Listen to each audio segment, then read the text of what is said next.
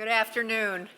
Good afternoon. I'm Ruth Applehoff, the Executive Director of Guildhall, and it's just a pleasure to welcome you here this afternoon for the Guildhall Museum panel discussion, Robert Motherwell, the East Hampton Years 1944 to 1952, in conjunction with our exhibition opening this weekend. We're fortunate to have had such an illustrious group of scholars and curators working on this exhibition and catalog. Among them are Michelle Klein, the Assistant Curator, Christina Strassville, Museum Director and Chief Curator, as well as Catherine Kraft, who wrote one of the essays for the catalog. And perhaps more than anyone else, we must thank guest curator Phyllis Tuchman for her significant research and expertise in organizing the show and contributing the lead essay to the catalog. Let's give them a round of applause. We are thrilled that the Motherwell publication will be distributed to museums around the world. Lead sponsors of the exhibition are the Helen Frankenthaler Foundation and the Dedalus Foundation. And in addition to that, I would like to welcome the director of the de Kooning Foundation, the organization who so generously sponsored our talk today. And may I just also say a big thank you to the de Kooning Foundation for the beautiful de Kooning sculpture that we had out front for a few years and many other programs that they've sponsored in the past. So please welcome Amy Schichtel. Thank you.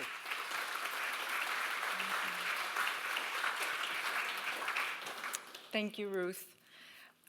We at the Willem de Kooning Foundation are very pleased to sponsor today's panel discussion. The Foundation's mission is to foster the study and appreciation of Willem de Kooning's life and work through research, exhibitions, and educational programs. Within this, we are keen to encourage new research and discussion on abstract expressionism and de Kooning's peers. De Kooning had significant relationships with both Robert Motherwell and Guildhall, and as such, when we heard that Guildhall was scheduling this panel, we knew it was something we wanted to support. As you all know, East Hampton has historically provided an environment that nurtures the artists in its community, and a real plus is that this forum provides us the opportunity to give something back to this community in which de Kooning truly thrived. So we thank you again, Ruth, and enjoy the panel. Thank you.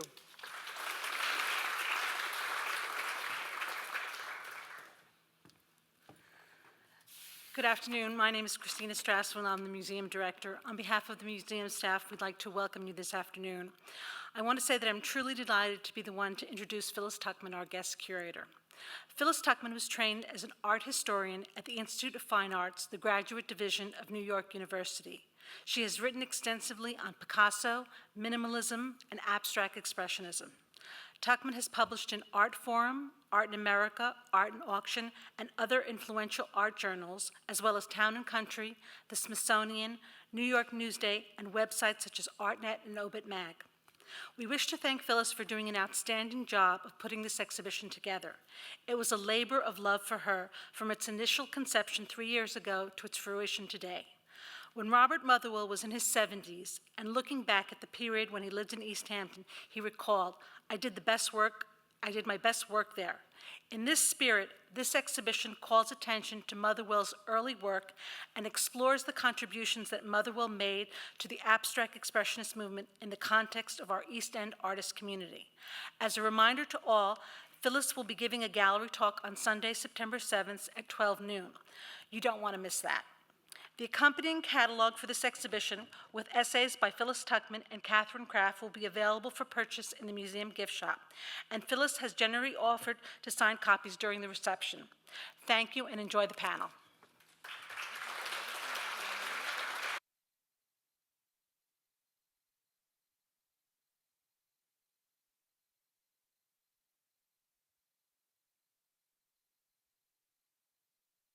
Good afternoon.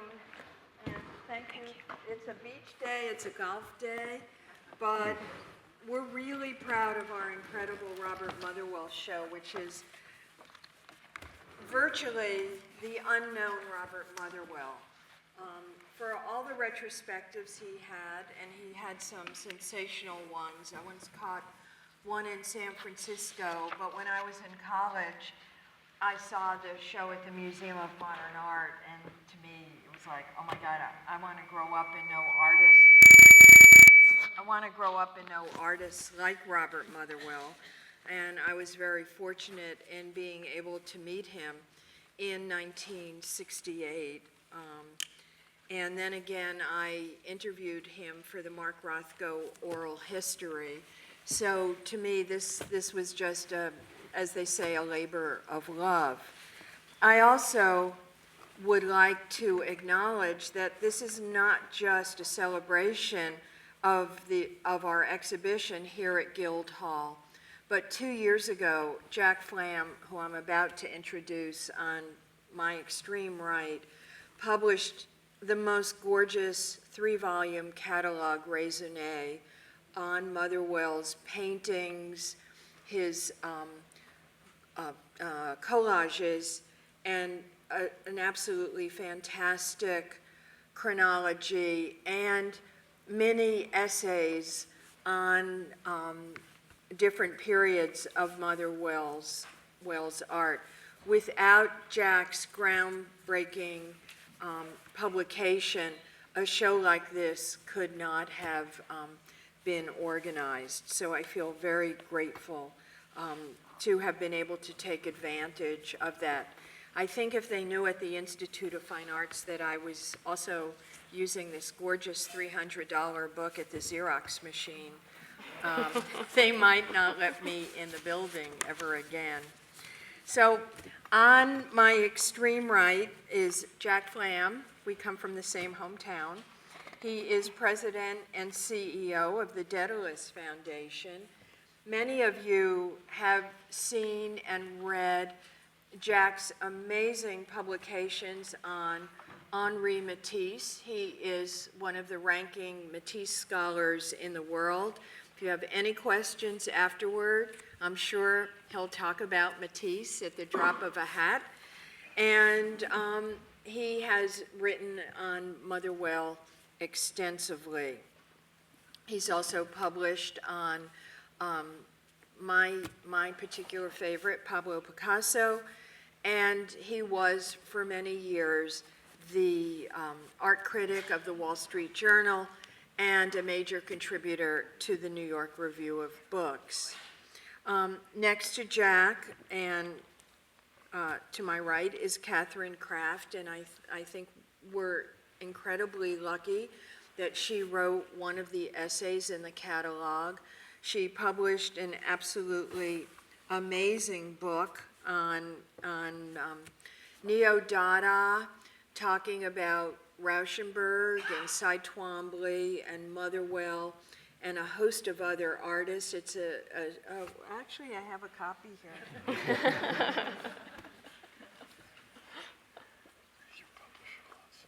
You want to look for this? It's called An Audience of Artists, and as you know, artists are the best critics. They kind of can put people like me out of business because they know how to make art. Catherine is a curator at the Nasher and is working on an exhibition of Mel Edwards' sculptures. And the Nasher, as you know, is in Dallas. It's just, to me, it's hog heaven. I am a sculpture person, and she's so lucky to work with one of the nicest directors around. And next to me is my friend Clifford. I have known Clifford forever. I am a proud owner of a painting he made in 1972. I included a sculpture he made in an exhibition I curated at the Williams College Museum of Art that traveled. And now we know him as this amazing photographer who has shown not only all over, but all over includes China twice. We all want to go down to Austin, which is a difficult flight. It's one of those more expensive plane fares. You think, Austin, really? But Clifford made an amazing wall it's in the courthouse? It is. In the courthouse, and you read about it in Talk of the Town in New Yorker a few years ago. And Clifford kind of rounds out what we are going to be talking about this afternoon. Jack, a longtime scholar of Motherwell, Catherine, a younger scholar of Motherwell, but Clifford lived with the presence of Motherwell in his life. Bob Motherwell was Clifford's uncle, and I remember being captivated by some of the stories he first told me when we met many years ago. So, thank you, all of you.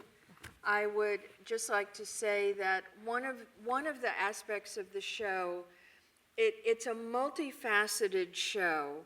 We are looking at the unknown Robert Motherwell. For some reason, he sat on these pictures. If it wasn't for Jack's catalog raisonné, we would know far less about them and where they are. The show is also a story about the rise of abstraction in the United States, and from that, the pioneering efforts of the abstract expressionists. We're kind of delighted that the de Kooning Foundation has been so supportive because this show is bookended. The show, Robert Motherwell first came to Amagansett in 1944. He showed with Peggy Guggenheim. He played chess with her husband, Max Ernst. He was introduced to the future architect of his house and studio where Georgica and Jericho meet. He was introduced to Pierre Charot by Aeneas Nin, of all people. And he was part of the Surrealist emigre community. So that's part of the story here. And then Charot built the house, and he sold the house in 53. So that is roughly the perimeter of the show, but it's also bookended by the fact that in the summer of 1945, when Motherwell went down to Black Mountain to teach for a month, he lent his rented house to Jackson Pollock and Lee Krasner, who were house hunting. And so they had the leisure of finding the place on Fireplace Road. Then, in the summer of 1953, when he wasn't using the house or the studio, Elaine de Kooning and Bill de Kooning were very close to the Charots and also to Leo Castelli. And Elaine and Bill de Kooning were house guests of the Castellis. And there is a very famous photograph by Hans Namath where you see the two of them on the porch of Leo Castelli's house with one of the large women. But he also used Motherwell's studio to paint on paper members of the women's series. When Barney Rossett bought the house, he found this stash of de Koonings in the studio. It also comes out in the catalog raisonné. Motherwell met Rothko, befriended Rothko when he spent the summer out here. And then when they were hatching the subjects of the artist school, Clifford still drove out here with Rothko. He obviously liked it here because Still came back and painted in 1953 and 55 in the barn at the Creeks. So Motherwell was sort of a trailblazer in the Hamptons, and it is just a joy to be able to honor his stay here. Now, I've asked Jack, who knows more than any of us, about this this fascinating aspect of Motherwell. He was a very educated man. He went to a private school and was valedictorian of his class. Then he went to Stanford, where he majored in philosophy. His father wanted him to have a trade, so instead of just being a painter, so he went to Harvard, where he studied with some of the great philosophers of the day. He then moved on to, after a year in Paris, he moved on to study at Columbia with Meyer Shapiro and a dream team, Margaret Bieber, who taught him Greek art, Julius Held, with whom he studied Flemish art, and of all people, Millard Mies, he had for the Italian Renaissance. But he was always a philosopher. And I argue in my essay, on the wall labels, anywhere, any press I have done, that Robert Motherwell tried to prove that the glass was both half filled and half empty. So I've asked Jack if he would sort of elaborate on this.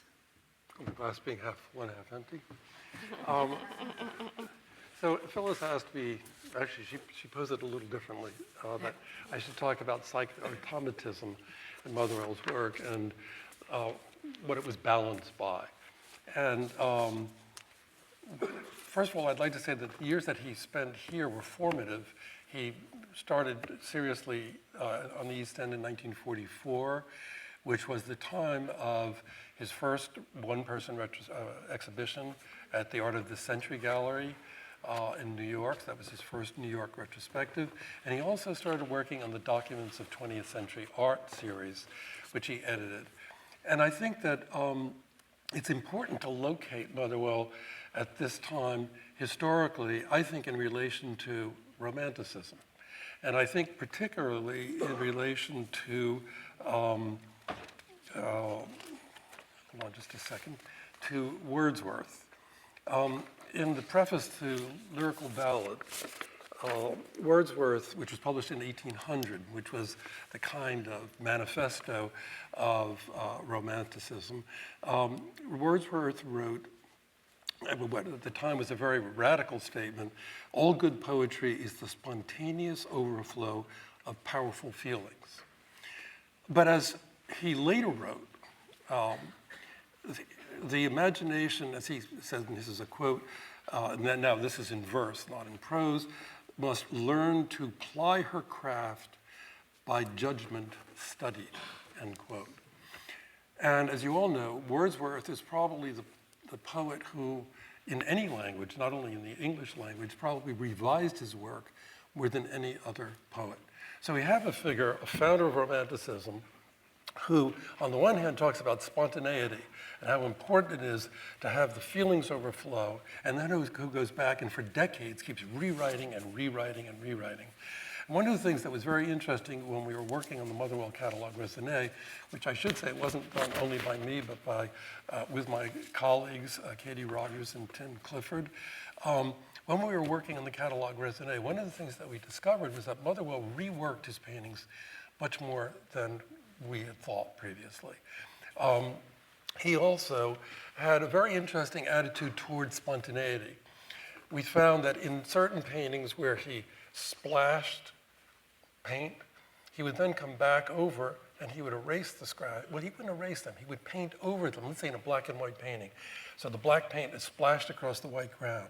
He would then come back with white paint and he would paint out some of the splashes. So in a way, he's modulating the spontaneity, but he's also modulating that first impulse, somewhat, by the way, in the way that Wordsworth describes, where you first have the feeling flow, and the idea is to make that feeling flow as powerfully as you possibly can, to reach deep down into your own self to bring that feeling out. And then you have to modify it, modulate it. Sometimes Motherwell actually used the word correct it in order to create a work of art. And that, in a sense, is what Wordsworth did, sometimes for better and sometimes for worse, by the way, with Wordsworth, as he revised his poetry year after year. So that I think that provides a kind of a background, because in 1944, Motherwell was beginning the document series, and he was very much aware of the origins of modernism, the historical origins of modernism, and one really crucial point is Romanticism. I also want to remind everyone here, because it's something that's fairly well known, Motherwell was going to do his thesis on Delacroix's journals. He'd studied Delacroix. Actually, he took a course at Harvard in Principles of Romanticism, and Romanticism was something that he held very close. So we think of Motherwell frequently in terms of symbolist poetry, Baudelaire, Mallarmé, but there was this other tradition of literature and of art making. And by the way, Delacroix himself frequently started his paintings as a kind of a mist, and then he would refine the mist. I'm talking now about Delacroix figurative paintings. He would start with a kind of a mist of paint, and then he would make the figures come out of that mist, which is, in a certain sense, not unlike what happens with psychic automatism. Now, psychic automatism, of course, had, and here I would say, in response to Phyllis, she's absolutely right. There's a kind of philosophical as well as psychological root to it. And if I can find the quote from André Breton. Anyway, Breton,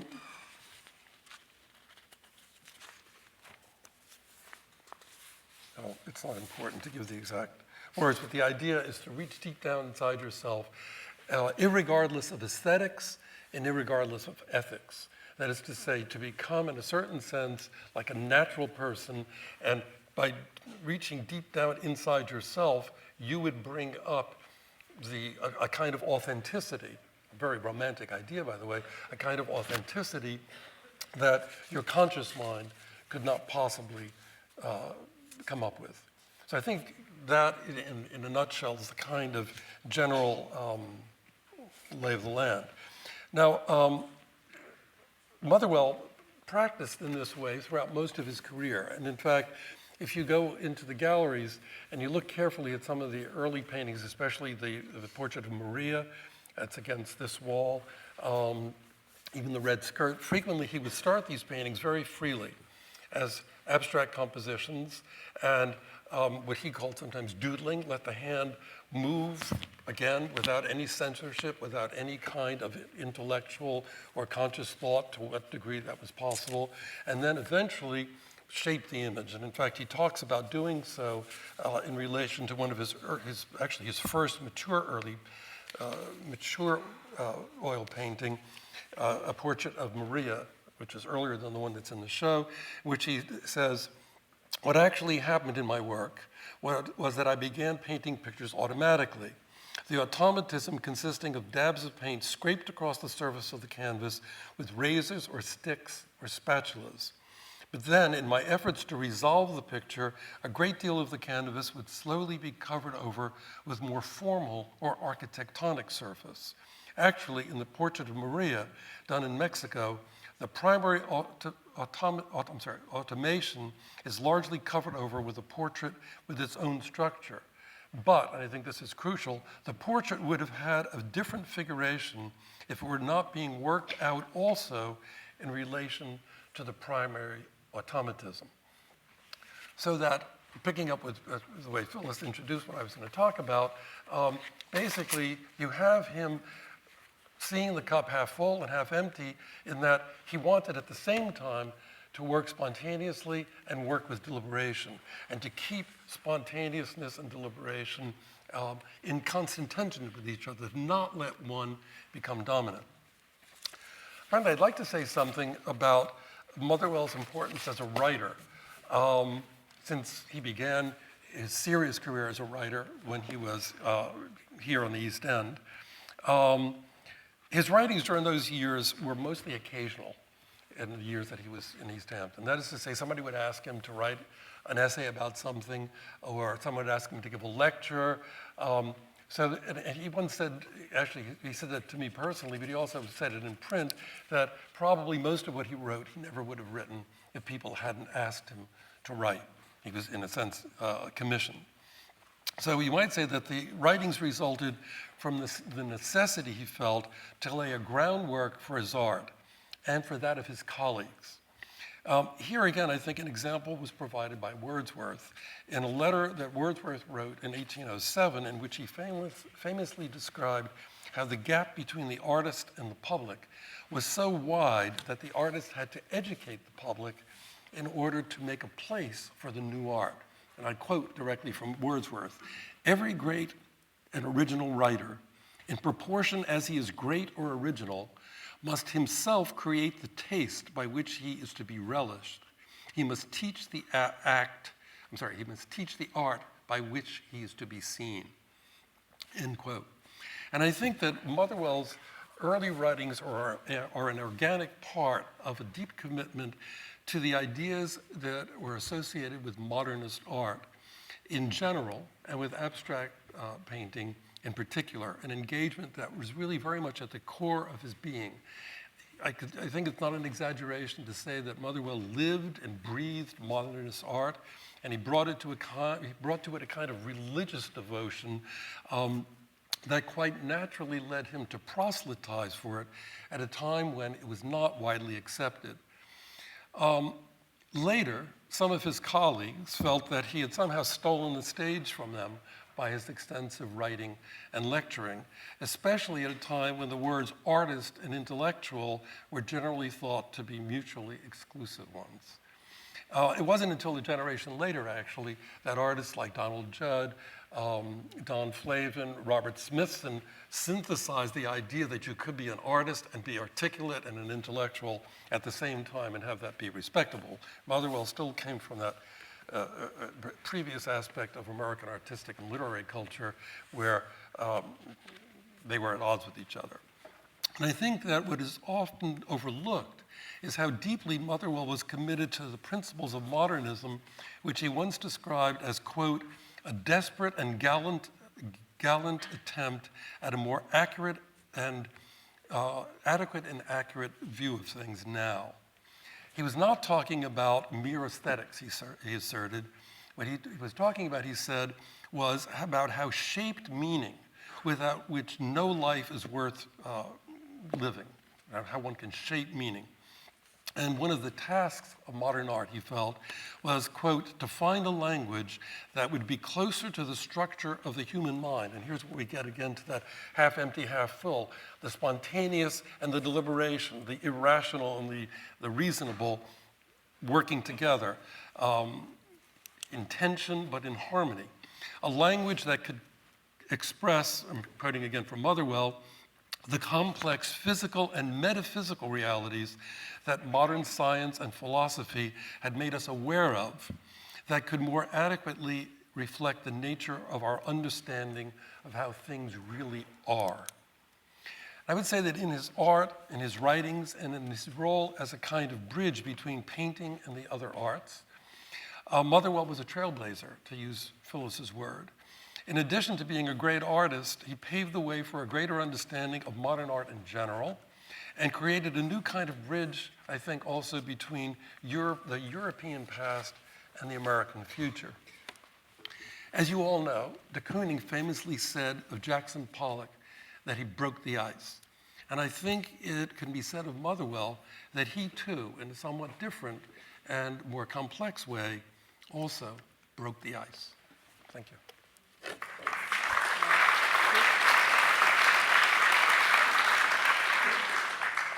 Thank you, Jack. And now, Catherine, I asked to talk about the other end of these years, the East Hampton years. Thank you, Phyllis. I've more or less sort of backed into writing about Robert Motherwell because I started out with an interest in a group of artists known as Neo-Dada. They came to prominence in the late 1950s and included Jasper Johns, Robert Rauschenberg, Cy Twombly. And in trying to understand what in the world was meant by this term, I started casting about for why Neo-Dada, which leads to the question, why Dada? And the path led straight back with very few deviations to Robert Motherwell. If you go into the exhibition, you'll see a case that contains the volumes that he edited, and probably the most weighty and monumental of them is The Dada Painters and Poets, which was published in 1951. It was the first anthology in English of this movement. And what fascinated me was that Motherwell worked on it for the 6 years prior to publication. So from 1945 to 1951, almost the period of time of this show. And I also became aware that as he worked on it intermittently, not all the time, but it coincided with his concerns as an artist. And one of the things that I think was really striking about Dada is it emerged during and toward the end of the First World War, which was such a catastrophic brutalization and massacre of life. And Motherwell, as a young artist, at the end, during and at the end of World War II, is also looking for a way to make art in a world that's been similarly just devastated. The Dadaist work was very experimental, often associated with anti-art and destroying what had come before. And that was something Motherwell loved art. He really valued culture. And I think his prolonged involvement on this anthology, one of the things it did was it really forced him to think about things like the relationship between destruction and creativity, or what it was that he really wanted to express as an artist. And so in that regard, I don't think you can say that Dada was an influence on Motherwell in the sense that you can see the way with some of the works in this show you can say that you can say, oh, he's thinking about maybe Matisse there or Mondrian in this work. Dada was more a way of Motherwell thinking through what was really important to him about art. And Phyllis has described this exhibition rightly, I think, as kind of the unknown Motherwell. And part of the unknown Motherwell is during this period, his exchanges and interactions with other artists and his impact on artists younger than himself. And so when I started researching this sort of prehistory of Neo-Dada, I didn't really expect to find intersections between artists like Cy Twombly and Rauschenberg and Motherwell. In fact, in later years, both Twombly and Rauschenberg downplayed connections that they had with Motherwell early on. But in fact, they were both in New York, both Twombly and Rauschenberg, at the time of Motherwell's incredible 1950 show at the Samuel Coutts Gallery. There are several works from this show in the present exhibition, and they would have had an opportunity to see Motherwell's first elegies, the capriccios, the wall paintings. And if you look, and I can't actually show you anything here, so you have to sort of trust me, or go look later. Rauschenberg and Twombly's very early works show evidence of having seen and thought about how Motherwell was handling not only the interplay of black and white, but the way forms could be kind of laid out and arranged and composed and moved around on a surface. Just a few months later, in the spring of 1951, Rauschenberg had his first one-person exhibition. And in fact, there's several works in that show, a couple of which survive, that if you look at that and you look at what Motherwell is doing, they seem very, very close. But where a real kind of intersection between these three artists come is that summer in 1951. Rauschenberg had already been at Black Mountain College, this incredible experimental place for artists and writers, musicians. And he encouraged Twombly, whom he met that spring, he encouraged Twombly to go study there. And so the two of them were down there for the summer, and Motherwell came down as a visiting professor. Twombly later downplayed having been with Motherwell, saying that when he approached Motherwell, Motherwell said, "I have nothing to teach you." And I think, though, in a way, if we look back at the way sometimes Motherwell taught, what he seems to have seen was a young artist who was already really on his way, who didn't need to be formally taught, because Motherwell was supportive of Twombly's early career in a way that, to my knowledge, he didn't do for any other young artist. He helped Twombly get his first one-person exhibition at his own gallery, Samuel Coutts. And Coutts warned Motherwell, he said, you better make sure this young man has really got talent for the long haul, because otherwise I'm not interested. And Motherwell said, yes, I assure you he does. He also wrote a letter of recommendation for Twombly that helped him get a fellowship to go study abroad. And he also wrote an essay for an exhibition, again, one of Twombly's first exhibitions that was held in Chicago. And it's really an extraordinary essay that says as much about Motherwell as it does about Twombly himself. It's contained in both Motherwell's collected writings and writings about Twombly that have been collected.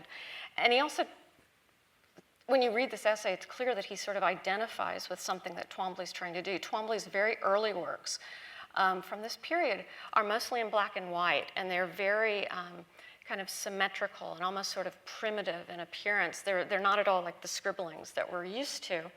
And they're very close in spirit to some of Motherwell's work. One of the passages I just jotted down from Motherwell's essay, he refers to the sexual character of the fetishes half buried in the violent surfaces of Twombly's paintings. And this idea of these of images or objects being sort of half buried, I think when you look at some of Motherwell's paintings in this show, you get this sense of layering, and that burying, half burying, allowing things to emerge was also very much a part of the way that he worked. Two more things I would just add as sort of food for thought. Despite the fact that Twombly said that Motherwell didn't really do any teaching, there's an account by another student named Fielding Dawson who talks about having come around the corner of one of the buildings that had a gravel patio. And he said there was Motherwell, and there was Rauschenberg and Twombly, and on the ground was a black painting by Rauschenberg. Rauschenberg that summer made a series of paintings called Night Blooming paintings that were kind of asphaltum and tar, and they had gravel kind of pressed into them. Very kind of thick, rough, materialist type of canvases. And Motherwell was exhorting Twombly and Rauschenberg to throw more gravel onto the surfaces of this painting. And they'd throw a handful, and he'd say, no, more. And they'd do it again and keep doing it. And it's such a wonderful story, because it's not whatever kinds of ideas we have about Motherwell as this, very literate, educated, intelligent man, all of which he certainly was. There was also a side of him that was very experimental and was perfectly able to encourage these young artists to try something like this, see what would happen. I think one thing that is also, if you go out and you look at The Poet, for example, this wonderful collage that's kind of submerged in paint, about 5 months after Motherwell had been at Black Mountain, Twombly and Rauschenberg were still there. Rauschenberg started making black paintings. These are paintings that probably more of you are familiar with that layer newspapers and paint, and the collage almost becomes like a sort of part of the painting surface. As Rauschenberg got more and more involved with collage, Motherwell was really the only other artist on the scene who was working with collage and painting together as if they were equal to each other, as if one process was sort of interpenetrating the other. And it's hard to think how Rauschenberg's work in that respect could have been possible without the example of Motherwell. So I can also, I don't want to talk too long, but I had one more thought about Twombly. Or should I? Oh, no, please. The quick thought about, because I want to leave time for other people to talk as well. The other thing, and this is one of those examples of maybe influence that you don't see, is by the same token, if we think about Twombly and Motherwell meeting each other, Motherwell was, not only, a well-educated, intelligent, a writer and editor, but he was also such a lover of poetry and literature and a certain idea about culture, what it meant to be a cultured person and live the life of an artist. And one of the things that really strikes me when I look at Motherwell now, and I think about Twombly, is Motherwell's work is suffused with this kind of idea of the Mediterranean as a place. There is this, Spain, Mexico, this palette of colors, a certain kind of, a set of cultural ideas. And that sort of sense of place in his work that I think is already apparent very early on. If you think about that and think about how Twombly would come to embrace another aspect of the Mediterranean, the sort of Greco-Roman pastoral, also very much engaged with the intersection of painting and poetry, I don't know that there's a direct connection, but it's certainly encouraging for a young artist to see that there's different ways of being an artist and different ways of imagining what your life can look like. And I think there's still a lot of work and a lot of things to think about, which is this wonderful thing that Phyllis's show does. And I'm very great. Having studied too many of these works for too long in bad reproductions, this is an absolute delight. Oh, thank you. Thank you so much. And I forgot when I was introducing Catherine, in 2 weeks she's giving a fabulous talk at the Paula Krasner House. So you don't want to miss it because you just heard how good she is. Now, Clifford started coming out to the Hamptons as a little boy. And little boy, Hamptons artist, he has a little bit more of a connection out here than any of us.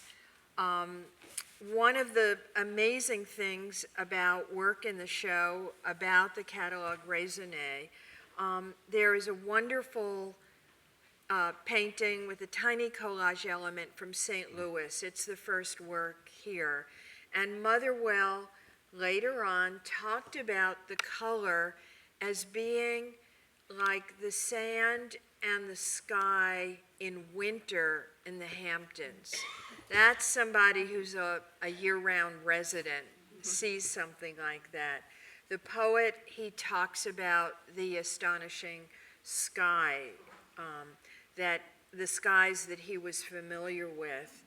And even a work like the Museum of Modern Art's The Voyage, which was painted on 14th Street near what is the Apple Store. The building's no longer there. It was knocked down. It's closer to that great Italian restaurant, Scarpetta. The Voyage was painted in a blizzard in December of 1948. We all talk about and relate it to Matisse's Bathers by the River, which Motherwell knew very, very well. It was on long-term view at the Matisse Gallery. But when all of this got brought together, I suddenly realized, yeah, okay, he was looking at the Matisse. But if you start painting a mural in the night while there's a blizzard going on, and you're still working on it in the morning, well, that's as black and white as you get. So there is a lot of work that I hope that this show is going to get going. But I thought Clifford could talk a little bit more as an artist about things like this. For an artist to be on a panel with three art historians and critics and writers, it's really best for the artist to stick to the art. And I was really struck. I was very lucky. I came before the show opened to see it quietly. And I was quite stunned growing up, really from Bob sort of entered into my life and my general consciousness. I think when I was about 6 years old is when he married my aunt. And so I was certainly aware of his work and who he was, but I really became close to him as I became interested in art, which is when I was in my late teens, when I was in college. And Bob was a fiercely, brilliant thinker, rigorous and very generous. It was interesting hearing him referred to as a teacher. He really was a mentor to me in terms of allowing the idea that one could have cohesive thoughts and at the same time, run rampaging through your studio, not knowing what you're doing. And what is astounding to me about this show, and for me a real revelation, was this sense of uncertainty that is in a lot of this work. And when I say a sense of uncertainty, it doesn't mean the pictures are not resolved, but the process that you can feel that's been referred to beautifully by everyone so far, the pictures may have gotten resolved or reached a point of acceptable balance, but the uncertainty of the path to get to that point is so rich, it's so human, and it's very fragile, and the fragility is somehow offset by some gasp of strength that would let him put one more organizing mark in there to hold it together. And it was interesting listening to everyone, and then at the end here, listening just briefly to Phyllis refer to nature. When I look at this show and some of the first comments, there were references to Picasso and Matisse, which we can all see, which were certainly enormous figures for Bob to react to. And the two concepts of surrealism, one which really had more to do with the symbols of things, the other with automatism. When you look through these pictures, he comes kissingly close to people like Basiotes. I'm looking at this one picture here. It's the great circle there. But there are so many sources for Bob art historically. He was so smart. He knew who to draw on.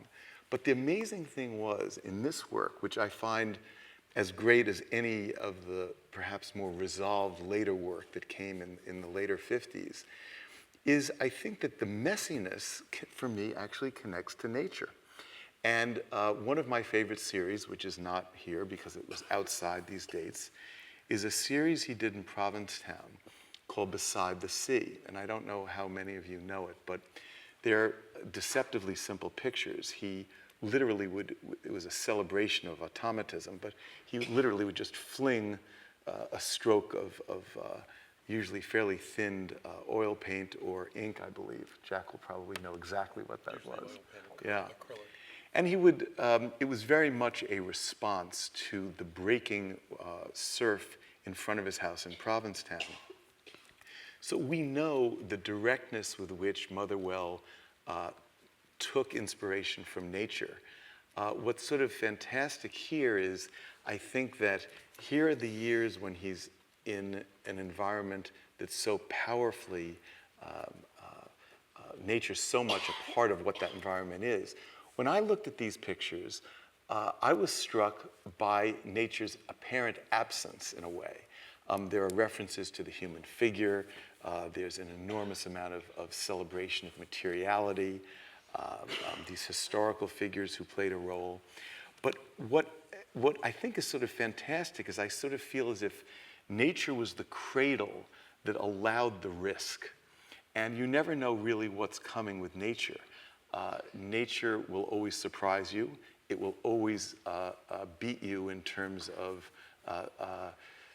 it will give you something you could never imagine. And I think that it's somehow, my notion about nature out here for Bob was that nature fed his ability to accept surprise. And I think later on in his career, at least the work that I'm aware of and is evident to me, the connections to nature became more evident, but I'm not sure it was any more important than when it was out here. And when you come back, whether it's today or another day to look at this show, I think when you look at these pictures, slowly, what you're going to see is this amazing battle to make something make sense. Sometimes he's starting out, I feel, with maybe a symbol of a figure that might have connected more with the simplicity of, say, a Lascaux drawing. Other times it feels as if he's dealing with a cubist grid. Other times it's the color of Matisse. But whatever he starts with, he trips. And he trips himself up with one of the other things that he's interested in. And at the end of the day, you have this really glorious battle that's going on. And I'm sitting here without notes, but with Bob present by virtue of Phyllis's catalog. And you look through these images, and they are filled with life. And to me, that's what is coincident with Motherwell and nature. These are the most lively works, I think, that Motherwell may have ever painted. And that's not to criticize the later work. The later work is truly great. But this is where he bought his mastery. And I think it's remarkable that this community is the one that sort of allowed it. And this community, it's also notable when you're talking about the Chirot house. He was, other than the fact that he loaned the house to some of his artist friends, he certainly was the south of the highway boy. And, Pollock and de Kooning and the whole sense of the artistic community was very much anchored up in the Springs. And I think it's sort of interesting. Part of the rap on Bob, his intellectualism, his sophistication, he's a really elegant and urbane fellow. And, how do you contrast that with the cowboy from the West, with Pollock? And there was, I think, a certain friction, which others can, talk about. But I think there was a certain friction about that incredible taste, the south of the highway background, the south of the highway sense of culture, which was so different from the other great artists of whom he was very much a part. So he really did, I think, contribute a very special facet to the abstract expressionist movement. And without this larger organism of abstract expressionism would have lost, I think, a very major element. And the beginnings of that element are in those galleries that Phyllis has put together for us. So. Oh, thanks, Clifford.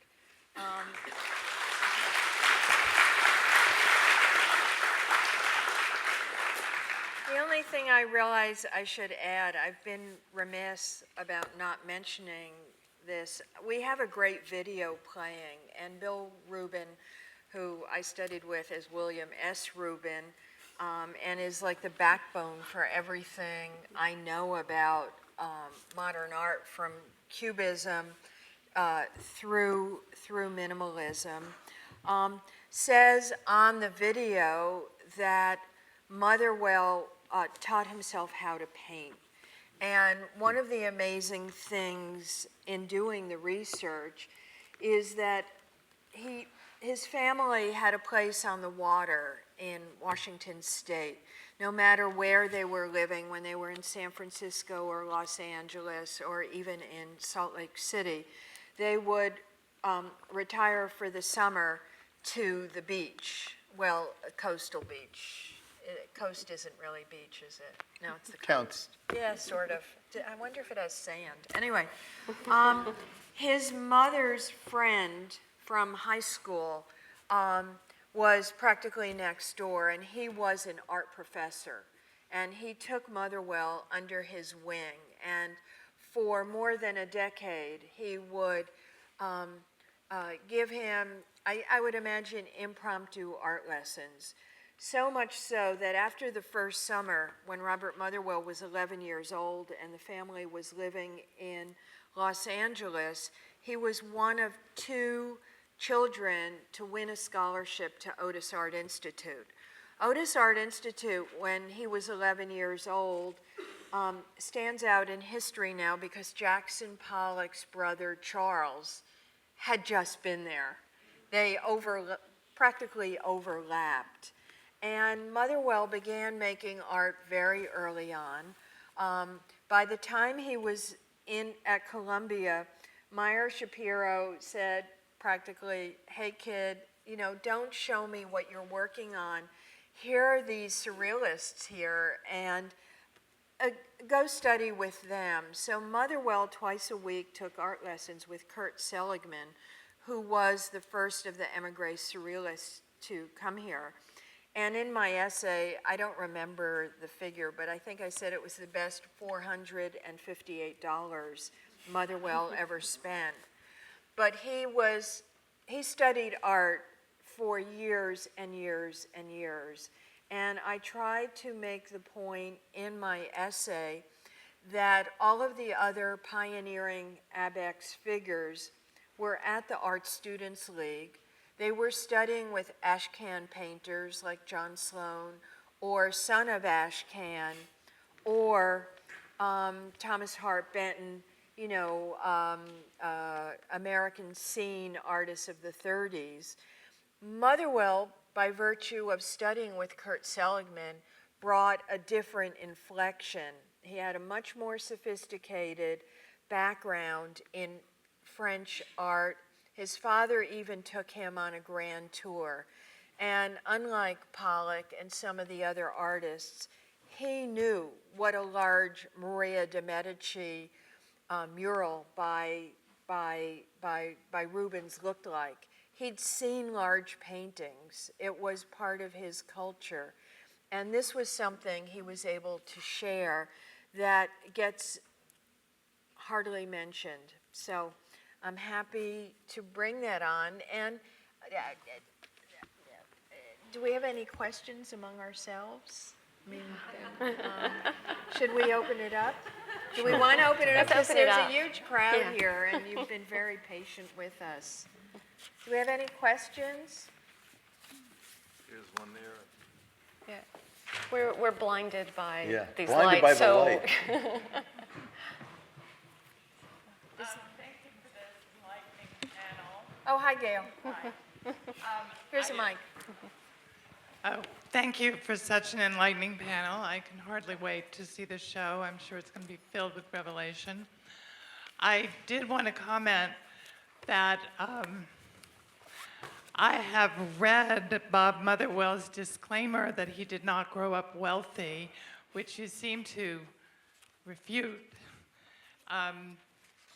You did say he won a scholarship to Otis, and I assume that was for his artistic ability, not for financial aid. But the house, the second home by the sea, and a few of the other things that you just enumerated seem at great contrast to some of the other abstract expressionists who are the children of immigrants like Lee Krasner or Mark Rothko, or Pollock, whose family suffered dislocation. So just, oh yes, the home south of the highway on the ocean side of East Hampton instead of Springs. So I wonder if you might reflect a little bit more on the sense of privilege that Motherwell grew up with and how he benefited from that. Well, you know, I would not have wanted to grow up in that period. It was bad enough protesting the Vietnam War, but certainly he lived during a depression. He lived during the Spanish Civil War, which Arthur Miller once described as almost a rehearsal for World War II. I don't think wealth had anything to do with the circumstances that you're describing. There was enough stuff to keep you really scared all the time, but Clifford has something to say. I just, Bob's father was an executive, I believe, at Wells Fargo Bank. My father was a businessman. When I was about 19 or 20, and I was visiting him on North Street, and Bob was very generous with his time, and he really was and his thoughts, and he was very encouraging to young artists, and I was one of the lucky ones. Bob once said to me, never forget Cézanne. Cézanne's father was a banker. Cézanne was a grouch. He was somewhat misogynistic. He was not a good guy to be around. I think if Cézanne had not come from a reasonably well-off family, God knows if we'd have the pictures we have, because who knows if he would have made that work. I think the issue of someone's background, it's relevant. I think in Bob's case, at least from the perspective I have about him, and it's something that may be either empathy or projection on my part, but I do think that people who are fortunate in life in general are looked at with some envy and a certain amount of edge by those that are less fortunate. And I grew up being able to make art without having to have a full-time job. And Bob was in a similar circumstance. You know, having that ability does not make him a lesser artist or make it less of a struggle to be an artist. But what it can do is it can create a friction or an alienation between those that had to do a different kind of struggle. And I think Bob had a certain difficulty, and the quotes or the comments that you were referring to, where he seemed to stress, let's say, a scholarship, I think that was in order to sort of be one of the guys. And I don't blame him for feeling a bit defensive about that. But he was a man who enjoyed his life and what came with it. And I think ultimately he did it in an elegant and unabashed way. Thank you. Back there? I just want to say I agree that it's a different challenge. It is a challenge, but I appreciate its clarity. Thank you. Yes? Yeah, I first want to say that Paul Cézanne's father, Louis Auguste Cézanne, before he was a banker, he owned a chapeaurie. He sold I can hats. hear him, can you? Brian, can you talk into the mic? I am talking. Oh, can you hear me now? Yeah. Yeah. All right. So Louis Auguste Cézanne, before he was a banker, he owned a hat shop in Aix, and so he had a chapeaurie before becoming a banker, and I liked the book ending of Clifford. You ended with nature and Motherwell's connection to nature, and Jack, you began with Wordsworth and Romanticism, and what didn't come up was the issue of the sublime. And I would like to hear any of you address Motherwell's relationship to the sublime.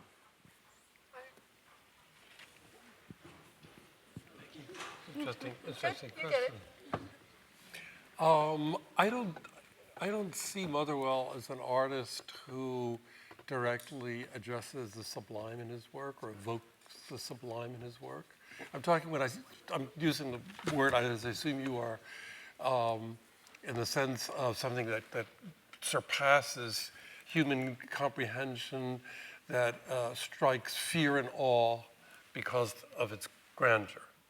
And I think that Motherwell, and it's an interesting point because I think that Motherwell, I wouldn't say avoids the sublime, but I don't think the sublime is something that he really is much interested in as an artist. It's my take. I don't know if you would agree. Yeah, in essence, yeah. I was just trying to remember, and I've half remembered.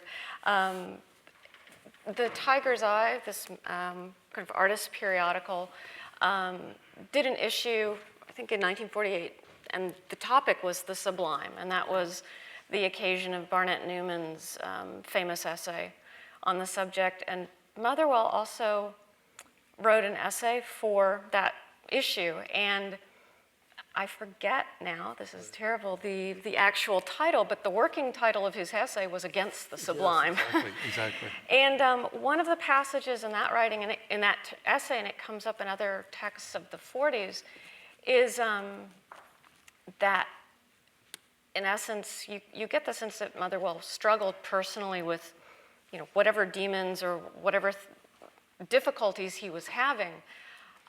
He really didn't want that to come out in his work. I mean, he didn't want his art to be sort of a direct expression of a sort of intensity or unhappiness. Not that that's what the sublime is, but it was important to him, or he writes that it's important to him to have an art that has a sort of harmony and order and stability to it.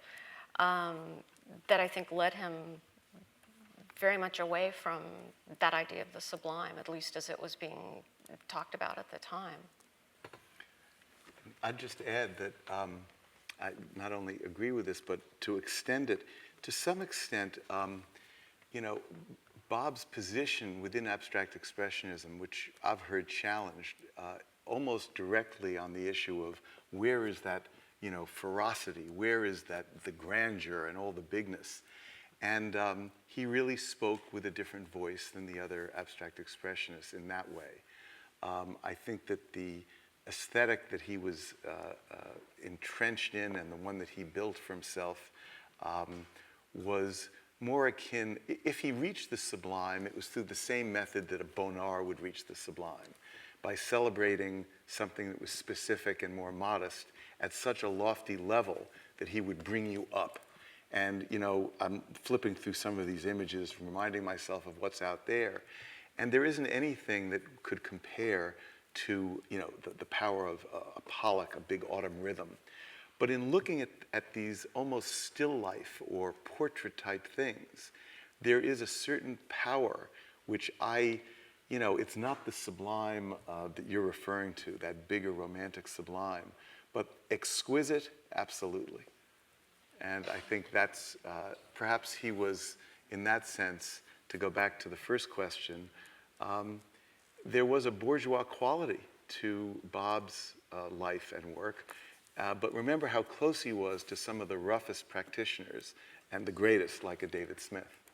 Yeah, also, yeah, I think what you're saying is very much on the mark. I mean, Bob's art is a humanistic art, and in that sense is somewhat at odds with, let's say, the notion of the sublime that Newman talks about, and the sublime is now. Also, Newman is making a case, as I remember it in that essay, for an American art that forgets Europe. So the sublime, as he sees it, is something that is typically American, inherently American, the way he conceives of it. Whereas Motherwell is much more of a humanist. And Motherwell's often talked about as being a European artist because he uses phrases like je t'aime and, you know, foreign phrases in his work, which is kind of absurd because the interesting thing is that Europeans think of Motherwell as absolutely an American artist. But he is a kind of a bridge with Europe. The European tradition is there in his work. It's hovering behind his work. And there are two things that I think are not unimportant here about Motherwell, which he shares with de Kooning. And that is that bridge with the past, with Europe. If you think of, let's say, Motherwell and de Kooning on one side, and Rothko and Newman on the other, you can see that there's a kind of a continuity, an echo of Europe still in both Motherwell and de Kooning, but not in the mature work of Rothko and Newman. The other thing is when I say Motherwell, de Kooning, Rothko, Newman, through your mind go for Rothko and Newman one image each. Whereas for Motherwell and de Kooning, there are lots of different images. So it's a different way, and I'm not saying one's better than the other as an approach. I'm saying there are different ways of conceiving what it is that an artist is going to bring out of him or herself, and what an artist is going to want to evoke from and in the world. And I think that both with Motherwell and de Kooning, the idea was that the complexity of one's being, of being a human being, is something that should be reflected in the variety of imagery in the work. Whereas with Newman and Rothko and others, the idea was to find an image, and that image would become the kind of lodestar where all experience would be channeled through that single image and its variations. And they're just very different ways of painting. And I think one of the things that you brought up, Clifford, that I was very moved by was that the idea of uncertainty. You know, we often, art historians in particular, are guilty of this, have a kind of teleological attitude toward the way things happen. In other words, somebody starts off somewhere and they end up somewhere, and it's inevitable that they're going to do that. And, and the worst example of that is the Cubist example. First it's a little bit fragmented, and then it gets more fragmented and even more fragmented. Everybody forgets from that story, of course, then later it gets less fragmented once again.